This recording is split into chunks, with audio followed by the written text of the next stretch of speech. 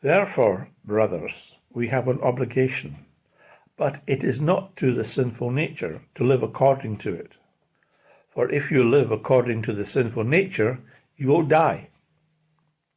But if by the Spirit you put to death the misdeeds of the body, you will live. Because those who are led by the Spirit of God are sons of God. For you did not receive a spirit that makes you a slave again to fear, but you received the Spirit of sonship, and by him we cry, Abba, Father. The Spirit himself testifies with our spirit that we are God's children. Now, if we are children, then we are heirs, heirs of God, and co-heirs with Christ. If indeed we share in his sufferings, in order that we may also share in his glory. I consider that our present sufferings are not worth comparing with the glory that will be revealed in us.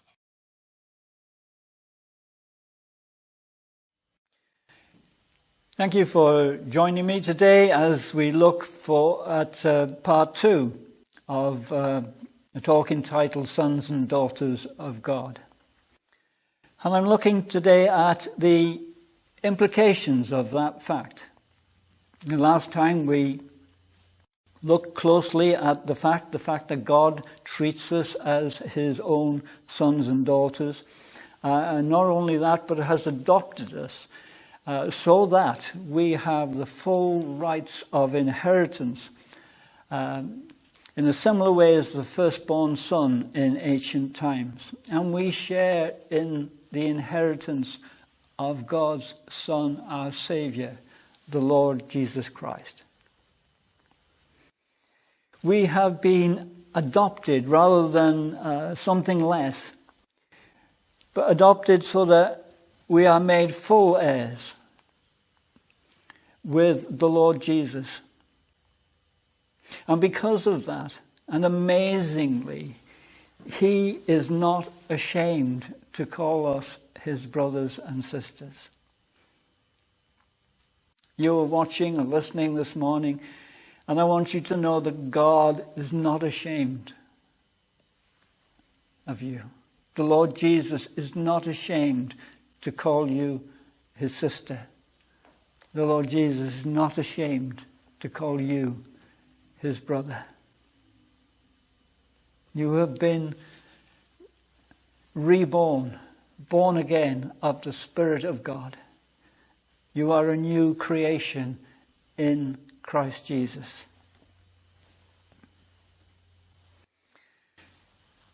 One of the implications of all that is that we have received the spirit of sonship. The Holy Spirit living inside of us enables us to live as children of God. We don't have to try and do this in our own strength, working up some sort of zeal, doing things to earn our salvation or Father's love. That's not the way it is at all. Rather, this is something that God works in us by his Holy Spirit.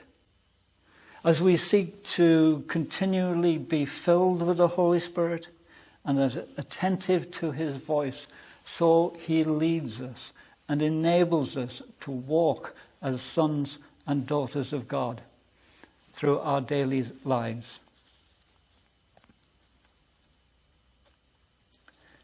In verse 14 of our reading today, it says that we who are led by the Spirit of God are sons of God, as I've just said. We don't need to live like slaves. We are no longer slaves to the old nature.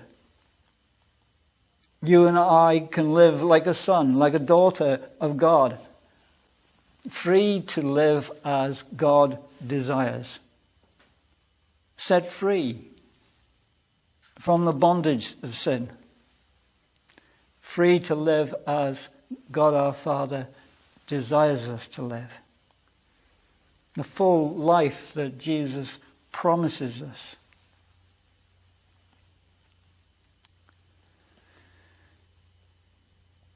The Word also tells us that by the same Holy Spirit we have put to death the misdeeds of the body. What does this mean? It means that we are no longer ruled by our appetites. We don't have to be ruled by our appetites. We can be ruled by the Spirit of God. Our appetites are still there, but they can be mastered in the power of the Spirit as we lean upon the Holy Spirit and His power and strength. We are cleansed of every sin by the blood of Jesus. His blood never fails to cleanse. There is nothing that you and I have done or continue to do that if we bring before Him, if we bring to the foot of the cross, there is nothing that cannot be cleansed by His blood. As it says in William Cowper's wonderful hymn, there is a fountain filled with blood drawn from Emmanuel's veins, and sinners plunged beneath that flood lose all their guilty stains. Dear dying Lamb, thy precious blood shall never lose its power till all the ransomed church of God be saved to sin no more. Ere since by faith I saw that stream, thy flowing wounds supply. Redeeming love has been my theme, and shall be till I die. The Holy Spirit testifies with our spirits that we are God's children. We actually feel that ourselves. We have that assurance given us that we are God's children. We are marked in Him as God's children. That is our guarantee of our salvation. Because the Holy Spirit lives within us, we have this witness within us that we are God's child, now and forever. And so, as the word says, and so we cry, Abba, Father. We don't come to Him as strangers. We don't come to Him as some sort of governor over us, but we come to Him as Father. We come to Him as a Father who loves us, who has compassion for us, who is merciful towards us, who is ever seeking our best. We come to Father God as His own child that He loves. We do not come to Him with a spirit that makes us a slave again to fear, but rather we live by faith. We don't live by fear. Our future is not ruled by our past or other people or situations. We are set free in Him. We put our trust in Him. God our Father is our provider, our protector, our friend, and we can trust Him with our lives, our future, and all our hopes. It's a great privilege to be a son, a daughter of God. And great privileges bring great responsibilities. Our lives as sons and daughters of God may be costly, as indeed it was for our Lord Jesus. But our inheritance will be glorious. According to Revelation 3:21, we will share Christ's throne in glory. What an astonishing fact. How amazing is God's love. How awesome are his purposes for you and for me. May this knowledge bless our hearts and strengthen us each day as we go forward, living for him and in him. Amen. Let's pray together. Heavenly Father, we thank you so much for your word which instructs us. But more than that, Lord, it feeds us. It gives us life. It strengthens us. Its truth reveals itself to us. It amazes us. It astounds us to come to understand the immensity of your love for us.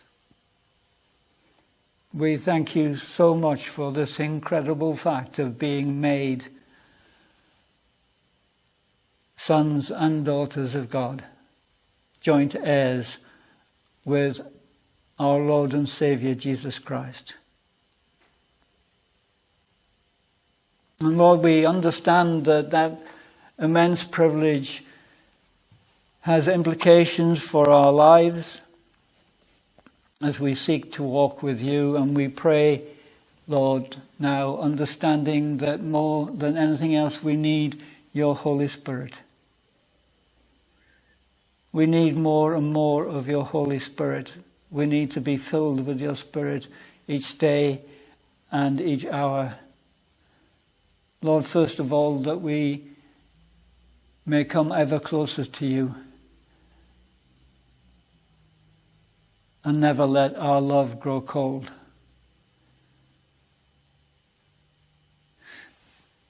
That by your Spirit we might increase in love for you. That our service might be not something of compulsion, but an act of love and thankfulness for all you have done for us. We need your Holy Spirit, Lord, to enable us to resist temptation and sin. We need your Holy Spirit, Lord, in our weakness, for we acknowledge before you that we are but dust. And without you, we can do nothing of value. But we pray, Lord, that you will fill us afresh each day with your Holy Spirit, that we might be strong in you, that we might be bold for you, that we might be loving in our service, and that our hearts and minds might be set upon building your kingdom on this earth for your glory. In Jesus' name we pray. Amen.